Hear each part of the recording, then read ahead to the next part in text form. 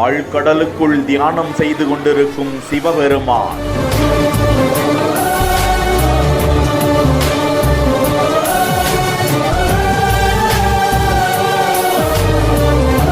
எப்போதும் அவனுக்கு அபிஷேகம்தான். பேரலைகளாய் பிரச்சனைகள் இருக்க மனம் வலிக்கும் போது ஒரே ஒரு வார்த்தை நமச்சிவாய என்பது உரையற்று உணர்வற்று உயிர் பரமற்று திரையற்ற நீர் போல் சிவமாதல் தீர்த்து கரையற்ற சத்தாதி நான்கும் கடந்த சொரூபத்திருத்தினன் சொல்லிறந்தோமே என்ற திருமந்திர பாடலின் விளக்கம்.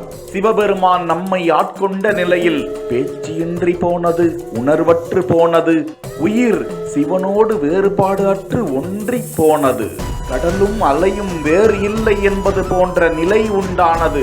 எல்லையற்ற நுண்ணோசை, நினைவோசை, குரல் வளையோசை, செவியோசை ஆகிய 4 சத்தங்களையும் கடந்து விளங்கும் சிவனருளில் சேர்ந்து அதனை நுகரப் பெற்று பேசாத நிலை எய்தினோம் என்பதுதான் அந்த விளக்கம்.